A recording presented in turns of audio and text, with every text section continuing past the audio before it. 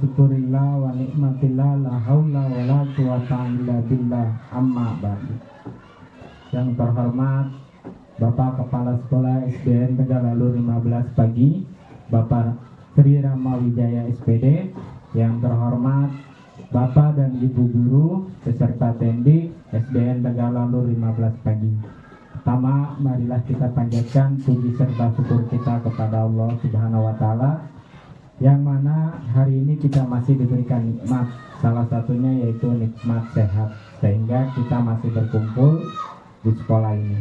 Salawat serta salam tak lupa kita berikan kepada Nabi kita Muhammad Sallallahu Alaihi Wasallam, kepada para keluarganya, para sahabatnya, dan kita sebagai pengikutnya semoga mendapatkan syafaat di akhir yaumil nanti. Amin, amin ya robbal alamin. Baik ibu-ibu, bapak-bapak, untuk acara hari ini yaitu didiseminasi budaya positif, yang mana susunan acaranya saya akan bacakan. Yang pertama pembuka, yang kedua menyanyikan lagu Indonesia Raya, yang ketiga sambutan Kepala Sekolah SDN Tegalalu 15 Pagi, yang keempat penghimbasan budaya positif di sekolah, yang kelima tanya jawab, yang keenam penutup. Untuk mempersingkat waktu, yang pertama adalah pembuka. Mari kita baca basmalah untuk membuka acara hari ini. Semoga hari ini bisa lancar sampai selesai. Bismillahirrahmanirrahim.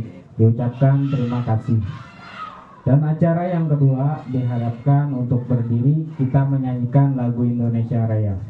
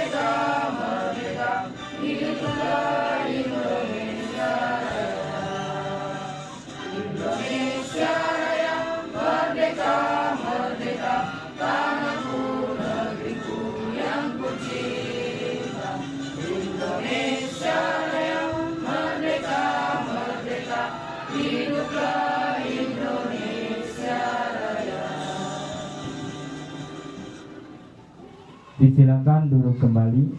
Diucapkan terima kasih untuk para hadirin semua. Acara selanjutnya yaitu sambutan dari Bapak Kepala Sekolah SDN Tegalalu 15 Pagi. Waktu dan tempat dipersilakan. Baik, assalamualaikum warahmatullahi wabarakatuh. Selamat siang.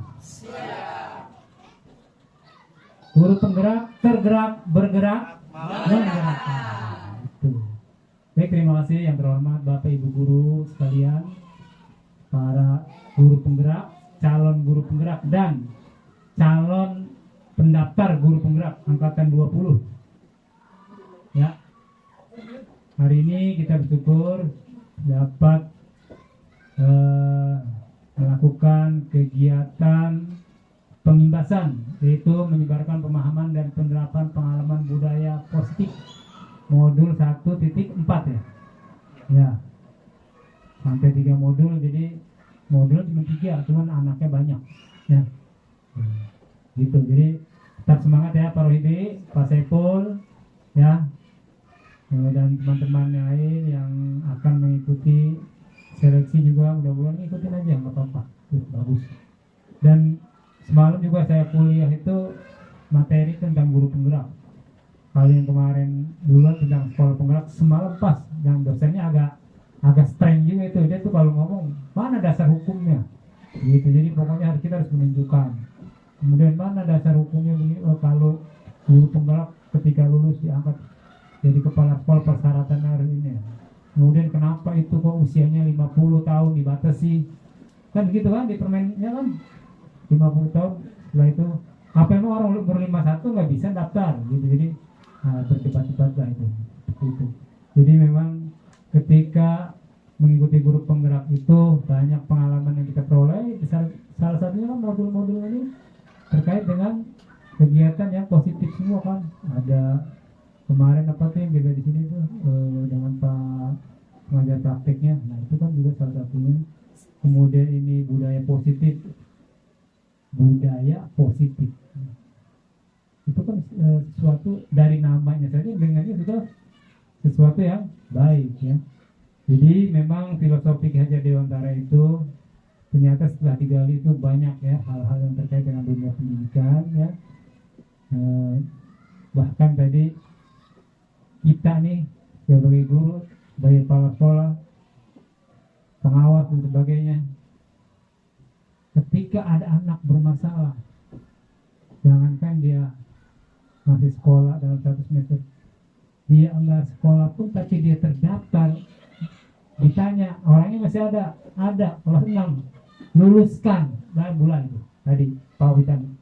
Ketika dia rapat di dinas begitu, tanya orangnya masih hidup, masih ada napasnya, samperin kalau kamu masih hidup, masih, itu salah satu bentuk penilaian katanya. Yang penting dia masih ada, luluskan ya, sampai seperti itu. Jadi ya kita ambil positifnya saja lah. Mungkin itu niat baik daripada orang-orang di atas sana, orang-orang para pendidik ya. Cuman memang nggak bagusnya kok orang nggak sekolah lulus gitu ya. Itu kan nggak ada apa sih namanya ya, dilema etika lah ya. Jadi belajar dilema etika belum? Oh belum, nanti belajar ya. Nanti di modul berapa tuh bulan? 2 ya. Ya benar-benar itu. Jadi sekali lagi mari kita ikuti kegiatan ini dengan baik, budaya positif. Karena apa? Di sini dukungan teman-teman sangat bagus ya. Kemudian lagi-lagi nih PMM Bu Sri gimana, udah buka belum? Minta bantuan temennya aja. Biar nanti saya buka. Soalnya harus dinilai. Saya juga kemudian harus sudah 100%. Yang udah 100% taruh ini ya. Siapa lagi? Taruh ini dong ya. Nanti dah kan. Ntar malam kalau di rumah saya kerjain. Baik, terima kasih. Mungkin itu saja. Jadi mudah-mudahan kegiatan yang berjalan lancar dan saya ucapkan selamat buat Pak Saiful dan Pak Rohidi. Terus semangat mengikuti kegiatan pendidikan guru penggerak. Terima kasih. Assalamualaikum warahmatullahi wabarakatuh. Waalaikumsalam warahmatullahi wabarakatuh. Diucapkan terima kasih kepada Bapak Kepala Sekolah SDN Tegalalu 15 pagi. Untuk acara yang selanjutnya yaitu pemaparan tentang penyebaran pemahaman dan penerapan pengalaman budaya positif. Yang mana penyebaran ini yang pertama akan saya sampaikan di slide ke-1 sampai slide ke-12. Nanti slide 13 sampai selesai oleh Pak Saiful. Oke, Ibu, Bapak, mohon izin untuk para senior saya, guru penggerak di SDN Tegalalu 15 pagi di angkatan 7, di angkatan 5, dan di angkatan 9. Oke, untuk hari ini adalah menyebarkan pemahaman dan penerapan pengalaman budaya positif, yang mana yang akan kami lakukan sebagai TGP Angkatan 10 Kota Jakarta Barat. Kami berdua, saya dan Pak Saiful. Ini CGP Angkatan 10 SDN Tegalalur 15 pagi, Kota Jakarta Barat. Saya sendiri Muhammad Rohidi, dan ini teman saya Pak Saiful Milah.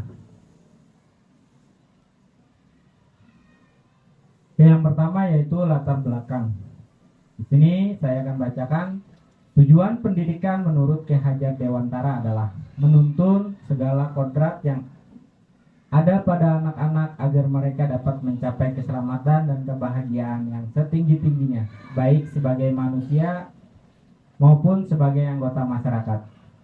Anak-anak diberi kesempatan untuk mengembangkan minat, bakat, dan potensinya sebagai individu yang unik. Sementara itu, guru harus memberikan tuntunan dan pedoman agar anak tidak kehilangan arah dan dapat menemukan kemerdekaan dalam belajar. Budaya positif di sekolah sangatlah penting untuk dikembangkan. Hal ini dikarenakan sekolah merupakan tempat tumbuh dan berkembangnya karakter siswa. Salah satu cara membentuk budaya positif adalah membuat kesepakatan kelas, sehingga mereka mempunyai keyakinan dan kesadaran akan penerapan disiplin. Berdasarkan motivasi internal, sehingga pada akhirnya mereka memiliki karakter yang kuat sesuai dengan karakter profil pelajar Pancasila. Baik, Bapak Ibu, jadi di dalam latar belakang ini adalah menurut Ki Hajar Dewantara, yang mana anak ini kita berikan kesempatan untuk memiliki bakat dan minatnya. Akan tetapi, agar tidak kehilangan arah, kita sebagai guru yang mengarahkannya. Jadi tidak hanya siswa yang berkeinginan dan semau dia, bahasanya gitu. Jadi dalam kurikulum Merdeka ini anak tidak semaunya, karena pada intinya menurut Ki Hajar Dewantara kita anak ini belajar sesuai dengan kemampuannya.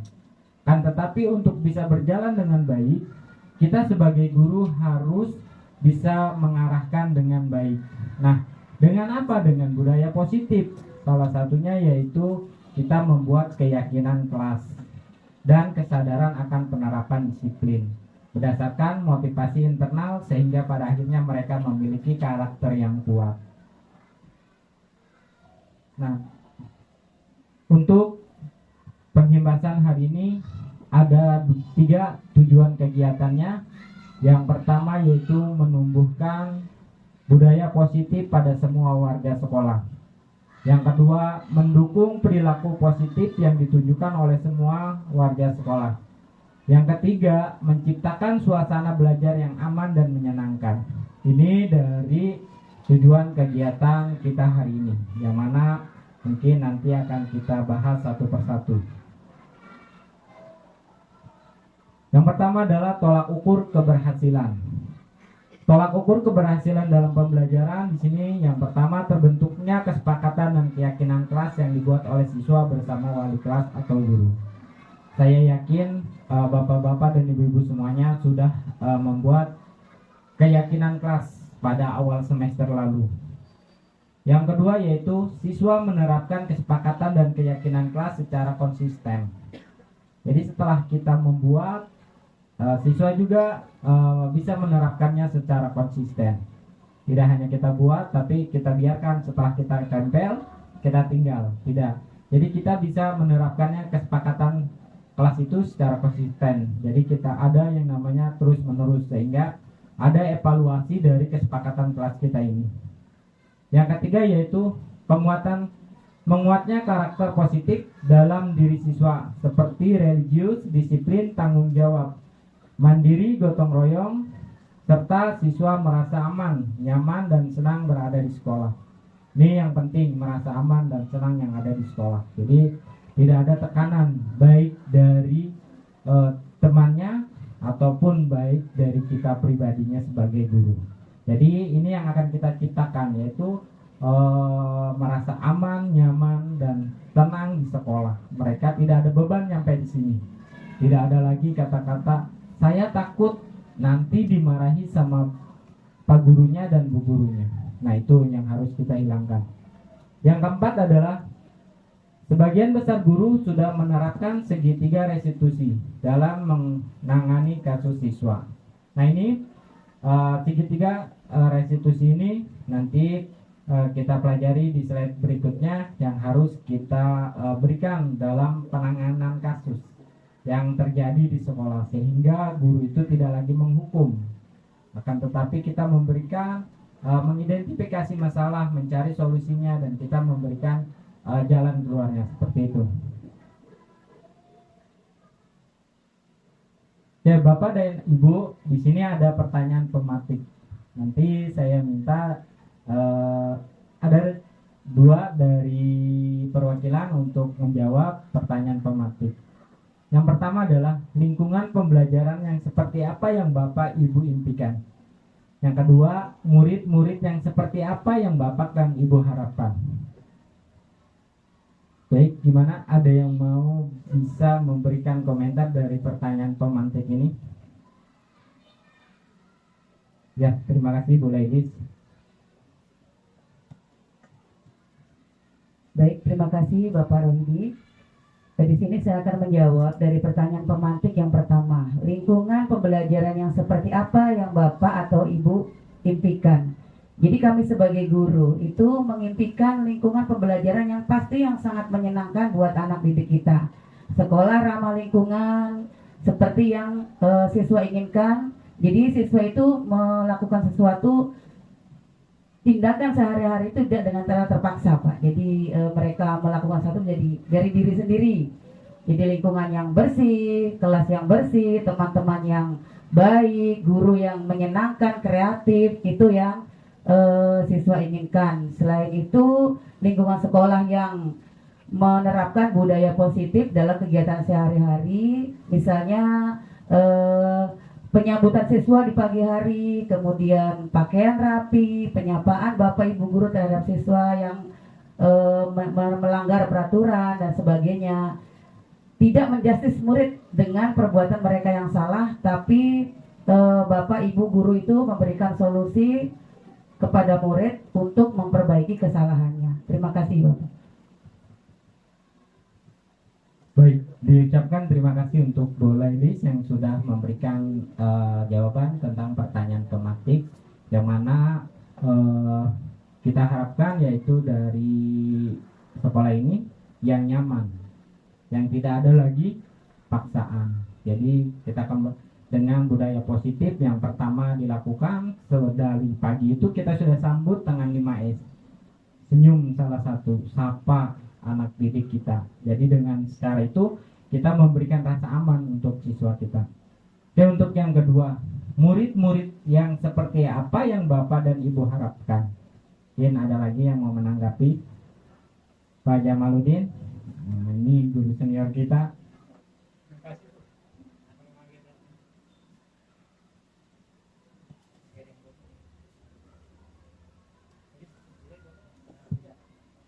Baik, terima kasih Bapak Rohidi. Saya akan coba menjawab di pertanyaan kedua. Murid-murid yang seperti apa yang Bapak Ibu harapkan? Tentunya kita mendambakan murid-murid yang bahagia. Bahagia diajarkan oleh Bapak Ibu gurunya, yang menyambung di pembelajaran di pertanyaan yang pertama adalah tadi pembelajaran yang menyenangkan. Ya, tentunya kita mengimpikan murid-murid yang bahagia, yang diajarkan oleh Bapak Ibu gurunya, suasana yang menyenangkan, sehingga dapat melahirkan murid-murid yang disiplin, kreatif, dan inovatif. Seperti itu Bapak Ibu. Terima kasih. Mungkin dari teman-teman lain yang ada mau menyampaikan. Terima kasih untuk Pak Jamal. Mungkin ada lagi yang mau menambahkan yang tadi sudah disampaikan sama Pak Jamaludin dan Bu Lailis. Intinya tetap kebahagiaan di dalam kelas. Ya, untuk Bu Isma gimana? Murid seperti apa sih yang Bu Isma inginkan atau diharapkan? Baik, terima kasih atas kesempatannya Pak Rohidi. Saya akan memberikan pendapat saya. Murid-murid yang seperti apa yang saya harapkan, yaitu murid-murid yang memiliki karakter dan budi pekerti yang baik, aktif, kreatif, terampil. Begitu. kira-kira. Terima kasih Pak Rohidi. Ya, terima kasih untuk Bu Isma. Bu Isma mengharapkan murid-muridnya yang mempunyai budi pekerti yang baik. Kembali lagi kepada kita semua bahwa apa yang kita berikan kepada siswa kita jangan menjadi beban untuk mereka. Mari kita terapkan sesuai dengan filosofi Ki Hajar Dewantara. Jadi kita memberikan pembelajaran yang menghamba kepada murid. Kita sebagai among dan kita sebagai penuntun, sehingga anak ini merasa nyaman dan tentram yang ada di sekolah. Dan ini adalah konsep inti budaya positif. Yang pertama adalah perubahan paradigma belajar. Yang kedua, disiplin positif. Yang ketiga, nilai-nilai kebajikan. Yang keempat, kebutuhan dasar manusia. Yang kelima, motivasi perilaku manusia. Yang keenam, posisi kontrol guru. Yang keenam, keyakinan kelas. Dan yang ke-8 yaitu segitiga restitusi. Dan di sini ada pembelajaran dengan paradigma baru. Pembelajaran dengan paradigma baru merupakan pembelajaran yang dirancang berdasarkan prinsip pembelajaran berdiferensiasi, sehingga para peserta didik belajar sesuai dengan kebutuhannya berdasarkan tahap perkembangan sesuai teori psikologi modern untuk mewujudkan profil pelajar Pancasila, yang mana dalam profil pelajar Pancasila ini terdiri dari beriman dan bertakwa kepada Tuhan Yang Maha Esa dan berakhlak mulia, mandiri, bernalar kritis, kreatif, gotong royong, dan berkebinekaan global. Jadi dari paradigma baru yang pembelajaran yang kita wujudkan seperti pembelajaran profil pelajar Pancasila. Disiplin positif. Disiplin berasal dari kata disiplina yang artinya belajar. Disiplin mengacu pada disiplin diri yang memiliki tanggung jawab terhadap apa yang dilakukan berdasarkan nilai-nilai yang diyakini. Disiplin positif merupakan salah satu cara penerapan disiplin yang bertujuan untuk menumbuhkan kesadaran serta memberdayakan peserta didik tanpa imbalan, penghargaan, reward, ancaman, atau hukuman. Nah, ini yang akan kita hindari. Tanpa imbalan, penghargaan, atau reward, sehingga tidak ada ancaman atau hukuman yang kita terima. Karena sekarang ini guru benar-benar sedang digodok di TikTok. Apapun kesalahannya tetap yang disalahi guru. Dari sini kita belajar bahwa kita tidak ada lagi yang disalahkan, karena kita bisa memberikan yang terbaik untuk siswa-siswa kita tanpa harapan imbalan ataupun reward dari wali murid.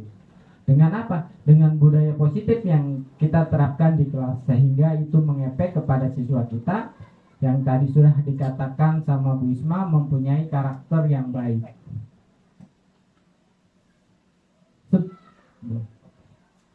Jadi sebagai pendidik, tujuan kita adalah menciptakan peserta didik yang memiliki disiplin diri sehingga mereka berperilaku mengacu kepada nilai-nilai kebijakan universal dan memiliki motivasi intrinsik dalam perubahan perilaku ke arah yang lebih baik. Ini yang penting bagi kita.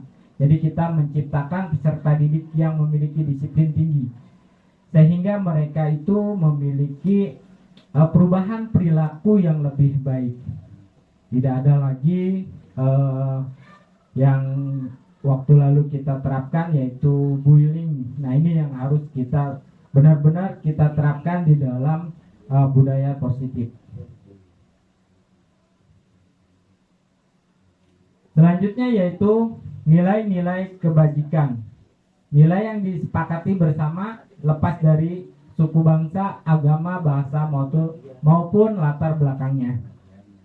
Contoh nilai kebajikan institusi atau organisasi ini terdiri dari 3. Yang pertama yaitu profil pelajar Pancasila, yang mana di sini beriman dan bertakwa pada Tuhan Yang Maha Esa, berakhlak mulia, berkebinekaan global. gotong royong, mandiri, kreatif, bernalar kritis. Yang kedua yaitu IBO Primary Yes Program atau biasa disingkat yaitu PYP, yang mana terdiri dari toleransi, rasa hormat, integritas, mandiri, menghargai, antusias, empati, keingintahuan, kreativitas, kerjasama, percaya diri, dan komitmen. Yang ketiga yaitu keterampilan hidup atau life skill. Jadi ya terdapat di dalamnya yaitu dapat dipercaya, lurus mati, pendengaran yang aktif, tidak merendahkan orang lain, dan memberikan yang terbaik dari diri. Di sini ada kebutuhan dasar manusia. Kebutuhan dasar manusia adalah segala sesuatu yang kita lakukan untuk mendapatkan apa yang kita inginkan. Seluruh tindakan yang kita lakukan memiliki tujuan tertentu, dan semua usaha terbaik yang kita lakukan adalah dalam rangka agar kebutuhan dasar kita terpenuhi dengan baik. Oke, di sini 5 kebutuhan dasar manusia. Yang pertama yaitu bertahan hidup. Bertahan hidup ini adalah makan, pakaian, tempat tinggal, keamanan, kesehatan. Ini yang pertama yang didasari kebutuhan hidup oleh manusia, yaitu bertahan hidup. Yang mana dalam bertahan hidup ini terdiri makan, pakaian, tempat tinggal, keamanan, dan kesehatan. Yang kedua, kasih sayang dan rasa diterima. Yang mana rasa diterima dipedulikan berbagai kerjasama menjadi bagian dalam kelompok. Ini yang kedua ini yang kita terapkan di kelas pada saat pembelajaran, yaitu tentang diskusi kelompok. Jadi di mana mereka itu ingin dipedulikan, berbagi, kerjasama menjadi bagian dalam kelompok. Bahasanya tidak dikucilkan. Dia ngomong kita cuekin, dia mau bertanya kita tinggalin. Nah ini jangan sampai terjadi kepada kita, kepada murid-murid kita. Yang ketiga yaitu penguasaan, yang mana di sini di dalamnya yaitu harga diri, keinginan untuk dianggap, memimpin, berprestasi, diakui, dan didengar. Ini yang ketiga yaitu penguasaan. Selanjutnya yaitu yang keempat, kebebasan. Terdiri dari mandiri, memiliki pilihan, mencoba hal baru, mampu mengendalikan arah dirinya. Yang terakhir yaitu kesenangan, bermain, humor, antusias, dan tertawa. Oke, dari 5 kebutuhan ini yang harus kita terapkan dalam kebiasaan kita sehari-hari.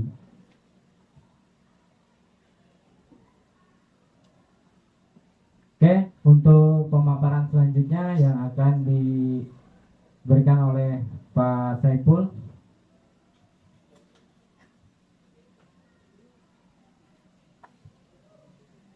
Ya, terima kasih Pak Roybi.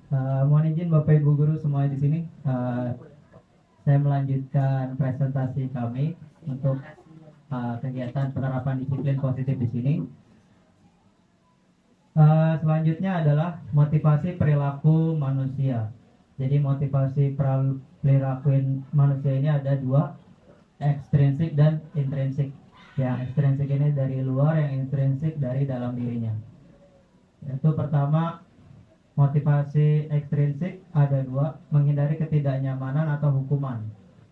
Lalu yang satu lagi adalah untuk mendapatkan penghargaan dari orang lain. Jadi ada beberapa yang mendasari perilaku manusia dari luar, yaitu pertama takut ketika akan mendapatkan hukuman, yang kedua adalah mengharapkan imbalan. Jadi setiap melakukan apa-apa, saya pengen dapat sesuatu nih, saya lakuin ini biar dikasih, misalkan dikasih uang jajan atau dikasih apa. Lalu yang kedua adalah motivasi intrinsik dari dalam dirinya sendiri, untuk menjadikan orang yang mereka inginkan dan menghargai nilai-nilai yang mereka percaya. Jadi hal ini adalah kepercayaan atau keyakinan dari dalam diri mereka sendiri yang mempengaruhi motivasi untuk mereka berperilaku. Selanjutnya, kalau kangen lihatin ya. Ya, di sini ada 5 posisi kontrol manusia. Ya, yang pertama adalah pembuat rasa bersalah, yang kedua sebagai teman, yang ketiga pemantau. Oh, sorry dari bawah dulu. Yang pertama adalah penghukum, yang kedua pembuat rasa bersalah, yang ketiga teman, yang keempat pemantau, dan terakhir manajer. Jadi dari setiap masing-masing posisi kontrol ini mereka memiliki ciri-ciri masing-masing.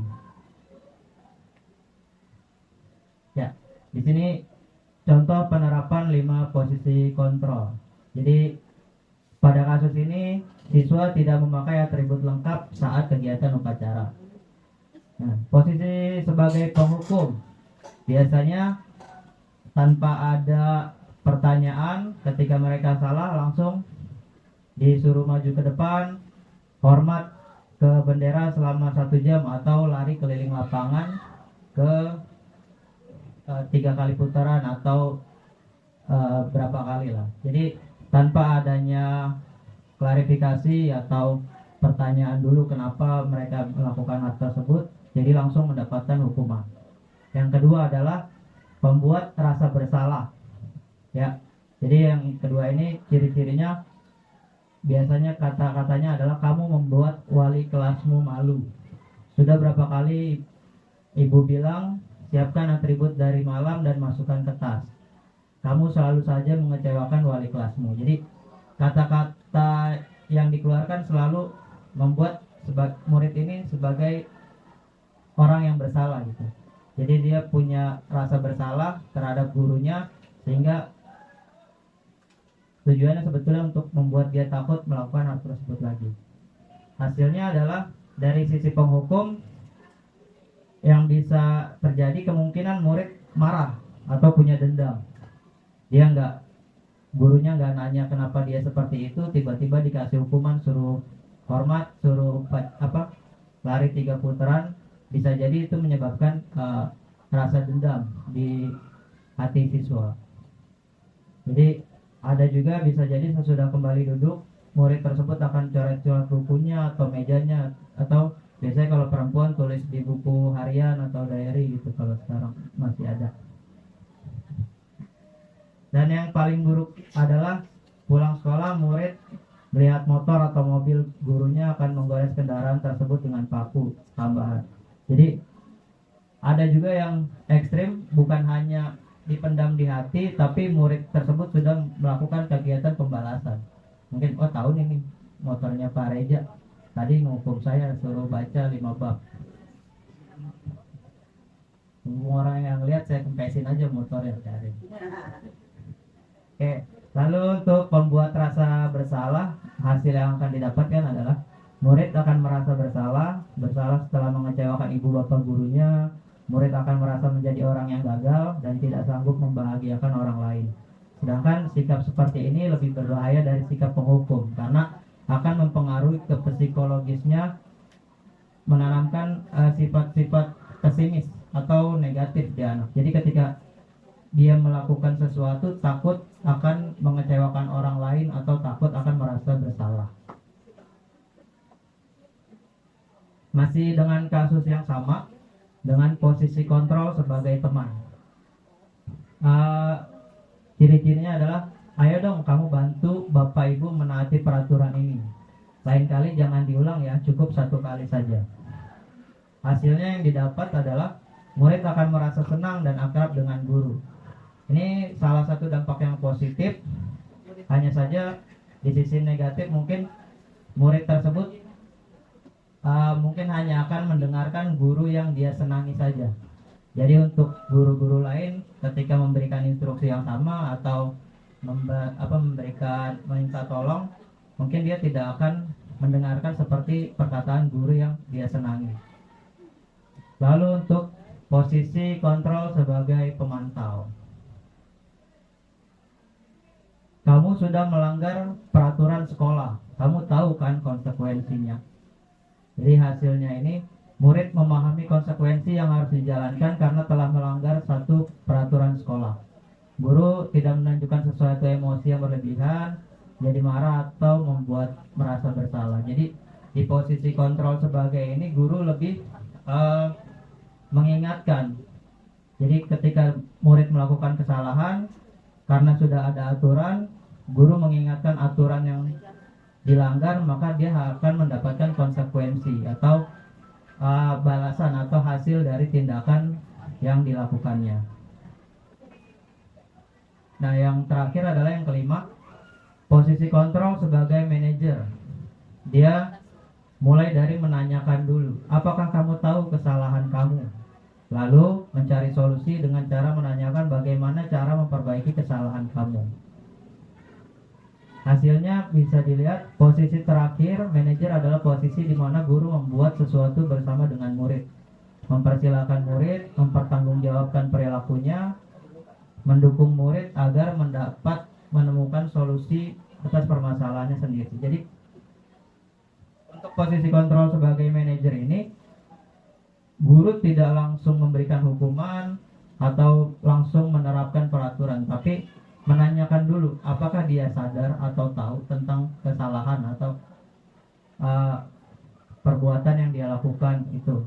Mungkin murid seringkali tidak sengaja, atau mungkin niatnya tidak seperti itu, niatnya hanya bercanda, tapi ternyata itu bukan hal yang baik.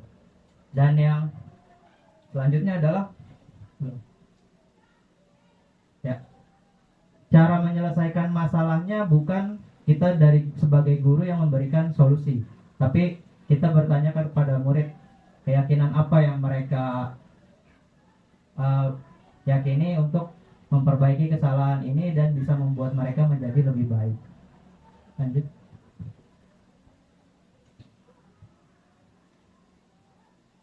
Oke, di sini ada pertanyaan. Dalam posisi kontrol apakah aku? Kalau kalimatnya seperti ini. Gimana coba kalau orang tua kamu tahu kamu berbuat begini? Bapak Ibu ada yang mau kasih pendapat tentang pertanyaan ini?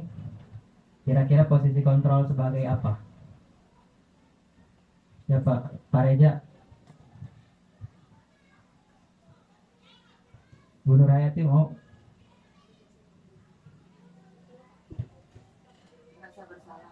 Oke. Ya. Posisi kontrol sebagai pembuat rasa bersalah. Jadi di sini adalah ciri-cirinya dia selalu melibatkan orang lain, yang misalkan orang tua atau gurunya, supaya anak ini punya rasa bersalah.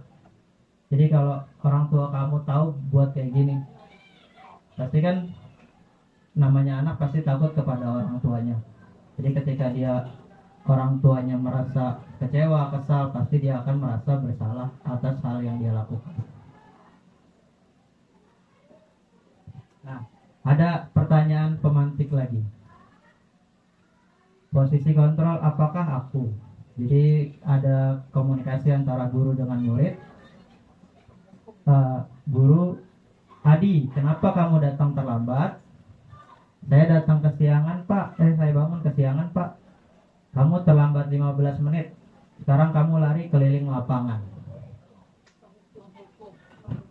Penghukum? Ya. Karena di sini dia tidak menjelaskan peraturannya seperti apa, tapi langsung memberikan hukuman lari 2 keliling lapangan 2 kali. Ya. Jadi untuk membuat muridnya jera atau tidak melakukan lagi, langsung diberikan hukuman saja karena sudah terlambat. Selanjutnya pembentukan keyakinan kelas. Mungkin untuk yang ini Bapak Ibu sudah menerapkan di kelasnya masing-masing. Di awal semester sudah kita terapkan bagaimana anak-anak membuat dan menyepakati keyakinan yang akan mereka jalankan selama di kelas tersebut. Pembuatan keyakinan kelas ini pertama sifatnya abstrak, karena dari pemikiran anak-anak sendiri. Jadi bukan kita guru yang ngasih aturan atau pendapat, tapi mereka anak-anak yang memberikan pemikirannya dari hasil misalkan dari keresahan atau perasaan-perasaan yang mereka miliki selama pembelajaran di periode sebelumnya. Yang kedua berupa pernyataan universal. Universal jadi semuanya bersifat umum karena bisa berlaku untuk semua. Mau laki-laki atau perempuan bisa berlaku untuk semuanya. Dibuat dalam pernyataan positif. Ya, pernyataan positif karena tujuannya untuk mengembangkan atau memperbaiki perilaku murid-murid. Yang keempat, sedikit saja agar mudah diingat ya. Jadi keyakinan kelas itu tidak perlu banyak seperti undang-undang atau peraturan sekolah. Jadi sedikit saja yang sekiranya berlaku untuk umum di kelas dan bisa mereka terapkan. Jadi karena ini akan dilaksanakan secara konsisten. Nah, yang kelima, sesuai dengan kondisi kelas dan sekolah sehingga mudah diterapkan. Jadi pastinya keyakinan kelas ini setiap kelas akan berbeda-beda. Kalau kelas 1 berbeda, kelas 2, 3 dan seterusnya pasti juga akan berbeda karena tingkatannya berbeda dan karakter-karakter siswanya pun berbeda-beda. Dan yang terakhir, semua warga sekolah atau warga kelas dilibatkan saat membuat keyakinan kelas. Jadi semuanya sebisa mungkin untuk terlibat, bukan hanya guru dengan perangkat kelas, misalkan ketua kelas, sekretaris dan lainnya, tidak. Tapi seluruh siswa yang berada di dalam kelas, mereka punya hak untuk sama-sama mengutarakan pendapatnya dan mereka bisa menyepakati apa saja sih yang sekiranya penting untuk mereka. Nah, selanjutnya adalah segitiga restitusi.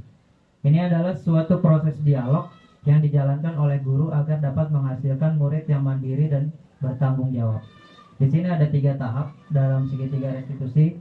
Yang pertama adalah menstabilkan identitas. Yang kedua, validasi tindakan yang salah. Lalu yang ketiga adalah menanyakan keyakinan. Ya, refleksi. Jadi membangun budaya positif di sekolah membutuhkan proses, tidak bisa dilakukan dalam waktu yang singkat. Selain membangun budaya positif membutuhkan keterlibatan semua pemangku kepentingan di sekolah. Budaya positif di sekolah merupakan suatu keharusan jika satuan pendidikan menginginkan peserta didik unggul dalam prestasi, cerdas, berkarakter, dan berwawasan lingkungan sesuai visi yang ada di sekolah.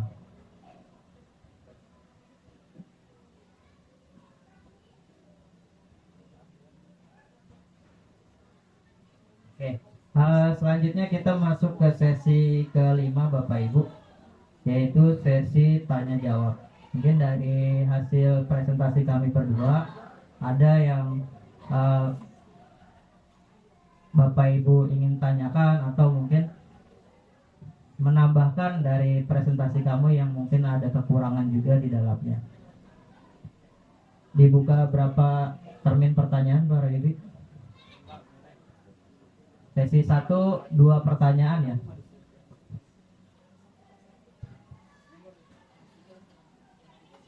Baik Bapak Ibu, ada yang ingin memberikan pertanyaan atau pernyataan?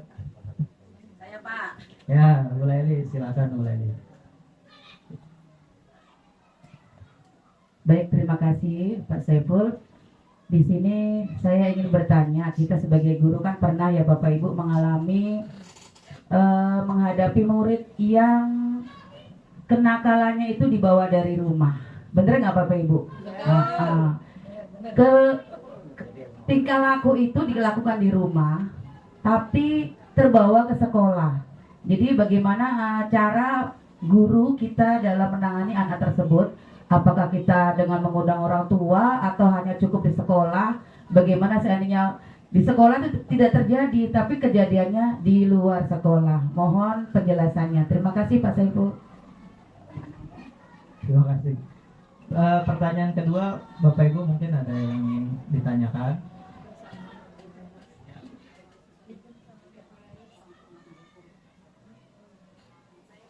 Ya, Bu Nur Hayati.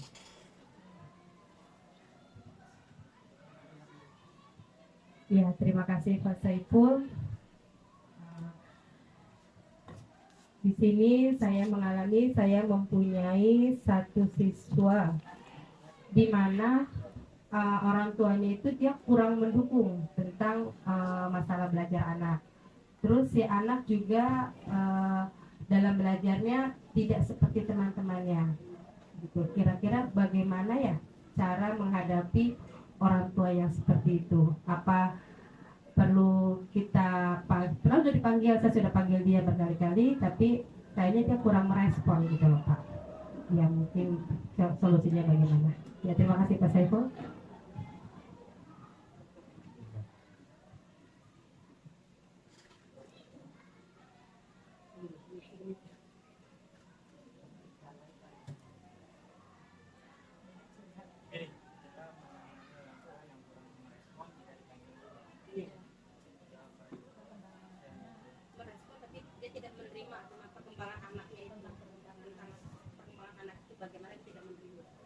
Terima kasih untuk Bu Laili Syaropa dan Bu Nur Hayati. Di sini saya akan mencoba menjawab yang nomor satu, yaitu cara guru menangani siswa yang nakal dibawa ke sekolah. Jadi ya maaf ini ngetiknya kurang. Jadi intinya cara guru menangani siswa yang nakal. Nakalnya di rumah, tapi kasusnya dibawa ke sekolah. Oke, terima kasih untuk Bu Laili. Yang pertama adalah kita akan mencari sumbernya dulu. Apa sih yang terjadi ini? Gitu. Setelah kita dapat sumber tersebut, kita gali. Kita gali dengan kita memanggilnya atau kita menginterogasi siswa tersebut. Kenapa sampai terjadi seperti ini? Setelah kita mencari atau menggali informasi tersebut, setelah kita dapat ada yang namanya perbuatannya, yaitu yang seperti si pelakunya. Kita panggil juga si pelakunya. Kenapa kamu seperti ini? Andai kata jika permasalahannya di sekolah yang contoh permasalahannya ada di pengajian gitu ya. Pengajian, kenapa kamu bawa ke sekolah? Kan seperti itu. Setelah kita cari si pelakunya, saksinya udah kita dapat, si pelakunya sudah dapat, sekarang kita mencari si penyebarnya atau si saksi-saksinya, sehingga permasalahan ini kita bisa tangani di kantor. Setelah ini sudah terbentuk, kita komunikasikan dengan rekan-rekan guru kita atau teman-teman sejawat kita. Kita tidak bisa mengambil kesimpulan. Bagaimanapun kita di sini adalah kerja tim, sehingga apapun permasalahannya yang kita hadapi di kelas, kita tidak bisa menangani sendiri. Walaupun itu adanya di kelas kita, tapi setidaknya kita bisa minta solusi kepada guru-guru senior kita. Salah satunya yang sudah terjadi kemungkinan di kelas saya waktu itu pada Habibie, kan saya tidak bisa bertindak sendiri. Saya tanya sama Bu Laili, saya tanya sama Bu Sri. Nah, ini adalah salah satu tindakan saya untuk menangani kasus tersebut, sehingga saya tidak bisa menangani sendiri. Bukan nggak bisa, karena kita perlu masukan-masukan yang ada dalam teman kita. Jadi dengan cara yang pertama yaitu kita panggil sumbernya dulu, kita temukan akar permasalahannya apa, dan kita cari solusinya dengan rekan sejawat dan kepala sekolah. Setelah itu, setelah ketemu baru, andai kata harus ada pemanggilan orang tua, ya kita panggil anak tersebut yang bermasalah di luar yang dibawa ke sekolah. Begitu Bu Laili. Mungkin kalau kurang bisa ditambahkan nama Bu Laili, nggak apa-apa. Oke, terima kasih. Untuk pertanyaan yang kedua nanti akan dicoba dijawab oleh Pak Saiful.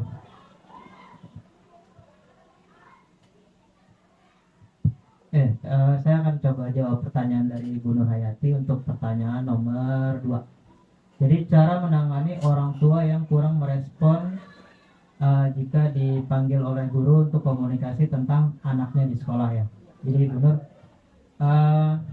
biasanya di sekolah ini orang tua punya macam-macam karakter. Ada yang bawel, ada yang biasa aja, ada yang juga cuek gitu, nggak peduli.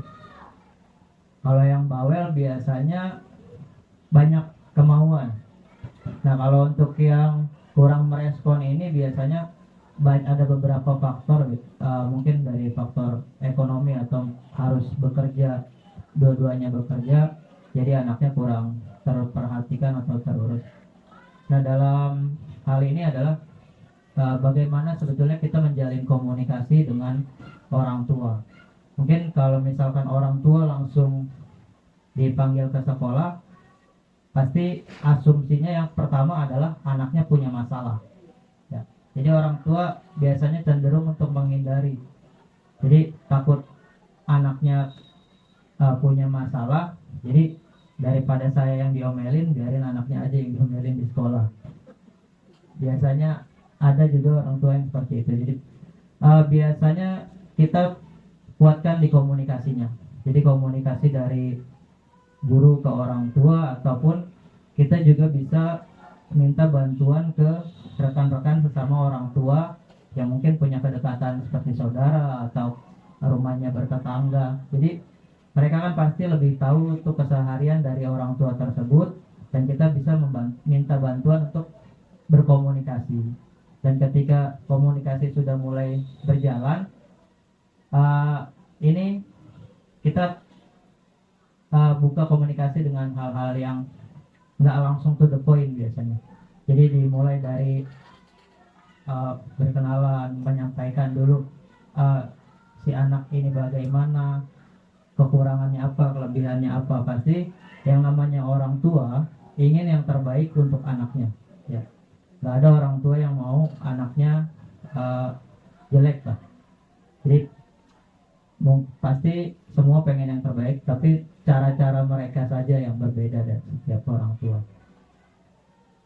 Nah, komunikasi dari awal, apa yang dibutuhkan, dan tentunya yang kita cari adalah bagaimana supaya anak ini bisa belajar dengan baik, bisa tersalurkan potensinya atau minatnya dan bakatnya, sehingga di sini bukan hanya guru saja yang perlu bekerja keras, tapi orang tua pun perlu terlibat.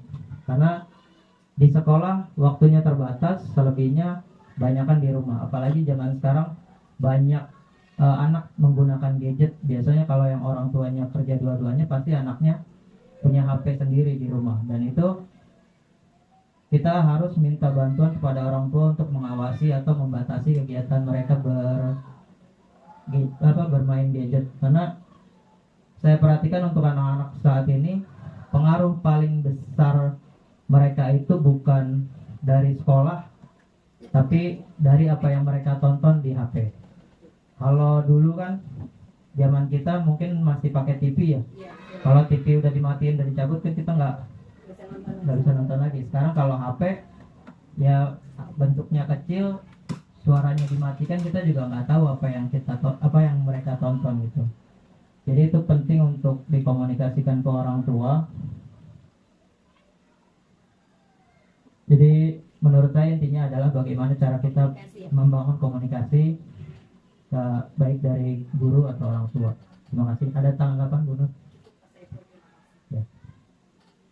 Termin kedua mungkin. Oh, Pak Reza mau nanya. Silakan Pak Reza. Bismillahirrahmanirrahim. Assalamualaikum warahmatullahi wabarakatuh. Dari yang tadi dipresentasikan ada 5 posisi kontrol.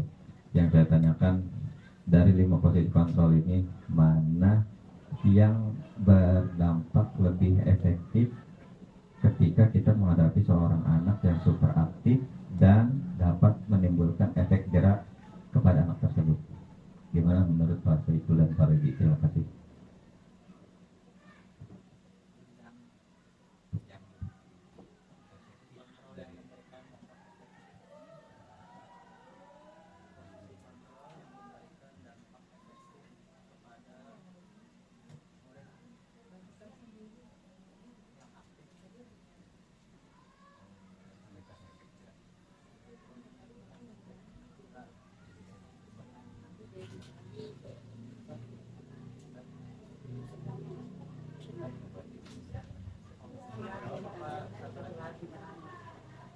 Oke,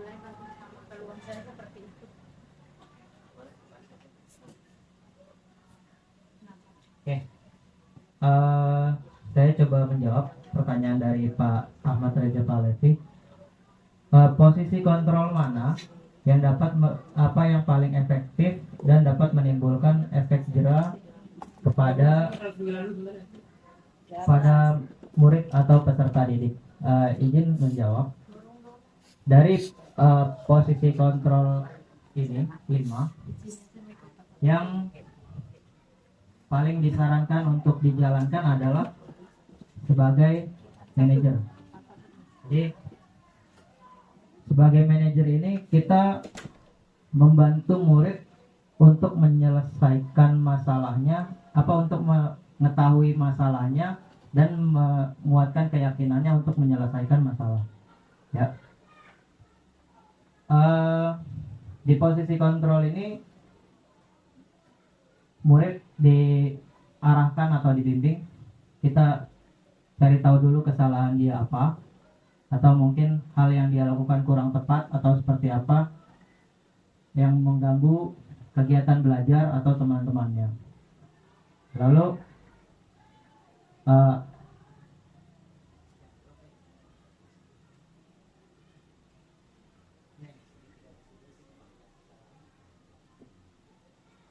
di sini. Jadi untuk posisi kontrol sebagai manajer biasanya kita menerapkan segitiga restitusi dalam menyelesaikan masalah. Pertama adalah menstabilkan identitas, yaitu tadi menanyakan masalahnya atau memberitahu masalah yang terjadi pada dirinya. Dan kedua, validasi tindakan yang salah, sehingga anak ini tahu bahwa yang saya lakukan ini salah. Mungkin menurut saya nggak bermaksud berbuat salah, tapi untuk orang lain ternyata itu bukan hal yang menyenangkan. Dan yang ketiga adalah menanyakan keyakinan kelas. Dan untuk penerapan disiplin positif di sini adalah sebetulnya tujuannya bukan untuk memberikan efek jera. Jadi tujuannya adalah bagaimana cara si anak ini berpikir untuk menerapkan hal-hal positif yang bisa diterapkan di sekolah dan di lingkungannya, di rumah. Jadi tujuannya adalah supaya dia mengerti kalau yang dia lakukan sudah salah dan apa yang harus diperbaiki, dan dia terapkan untuk seterusnya. Jadi bukan lagi untuk supaya anak ini jera. Jadi kalau misalkan untuk jera tadi biasanya diterapkan adalah hukuman, sedangkan hukuman sendiri biasanya menimbulkan, salah satunya adalah perasaan tidak nyaman dan mungkin menyebabkan dendam juga untuk anak-anak. Dan kita tidak mau perasaan dendam itu mungkin secara tidak langsung dia sampaikan kepada yang membuat masalah sama dia, tapi dia lampiaskan ke orang lain. Misalkan kalau di kita biasanya di Indonesia itu ada budaya senior junior ya, sama seniornya buat nggak enak, pasti dia akan melampiaskan ke juniornya lagi, dan seperti itu terus. Ketika hal itu terus dilakukan, ini seperti menjadi rantai yang tidak terputus, karena akan selalu dilakukan berulang-ulang dan akan berimbas ke orang lain dan lebih luas lagi jangkauannya nanti. Mungkin itu yang bisa saya jawab, Pak Reza. Tambahan Pak Reza. Oke, terima kasih Pak Saiful.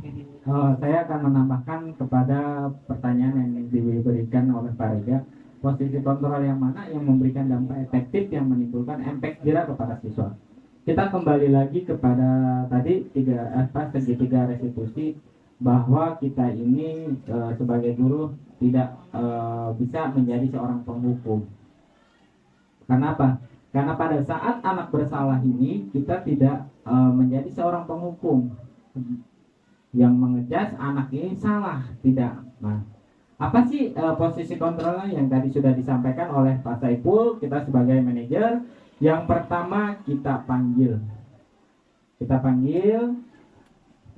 dengan cara kita panggil. Yang kedua, kita mencari solusi. bagaimana permasalahan ini terjadi, apa solusinya. Yang ketiga yaitu memberikan tindakan sehingga anak ini bisa berbuat lebih baik lagi atau tidak mengulangi kesalahannya, seperti itu. Jadi kita panggil dulu apa permasalahannya, kita cari solusinya, dan kita beri tindakannya, seperti itu Pak Reza. Mungkin dari Pak Jamal bisa menambahkan dalam kasus yang ketiga ini. Oke, cukup. Gimana Pak Jamal? Yang lain cukup? Oke. Cukup Pak Saiful?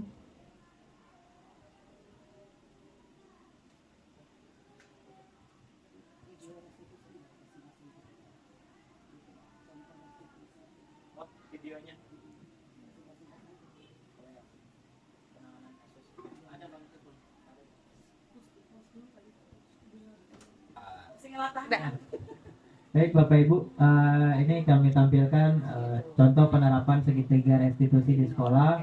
Salah satu tugas guru penggerak, calon guru penggerak oleh Bapak Rohidi.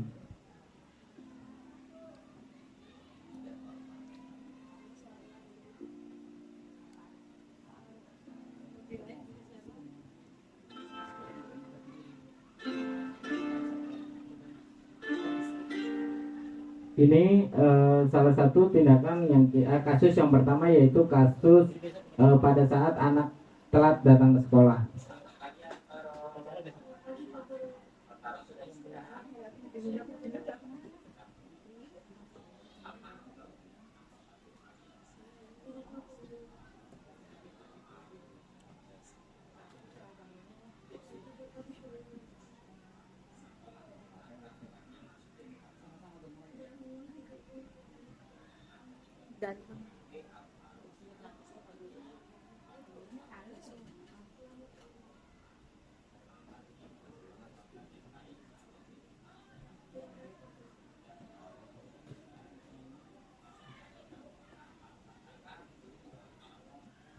Ini menstabilkan identitas, jadi menanyakan kenapa dia bisa telat.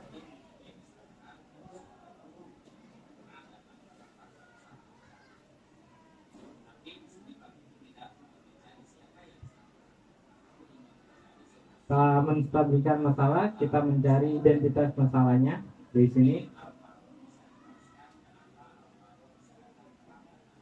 Di sini validasi tindakan masalahnya.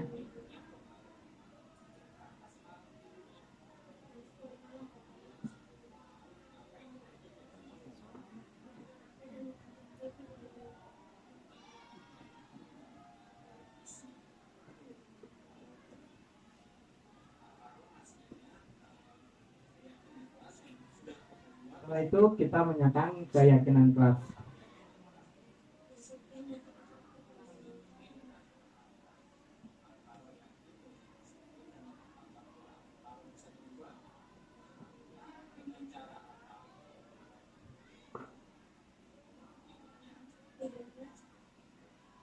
Lebih awal dan memasang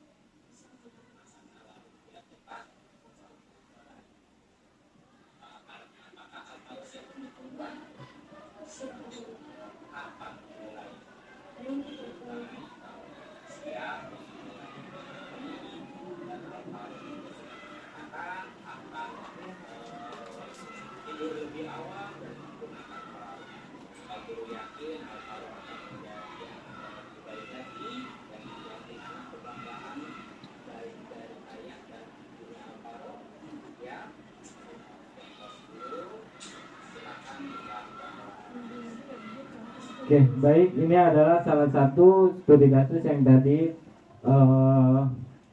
diinin sama Pak Rija, bahwa kita ada tiga penanganan yang harus kita lakukan.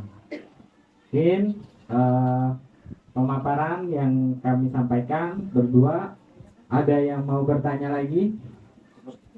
Cukup. Oke, kalau cukup kembali ke Pak Saiful.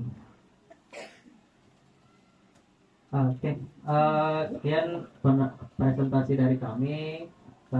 Kurang lebihnya kami ucapkan mohon maaf dan kami mengucapkan terima kasih atas partisipasinya Bapak Ibu semua. Dan di sini semoga kita bisa sama-sama terus memperbaiki dan menumbuhkan atau menjadi guru yang bisa membangkitkan atau mengembangkan potensi murid sesuai dengan kodratnya. Sekali lagi saya izin untuk menutup kegiatan hari ini. Mari kita tutup dengan membaca hamdalah. Alhamdulillah. Ya, terima kasih Bapak Ibu semua.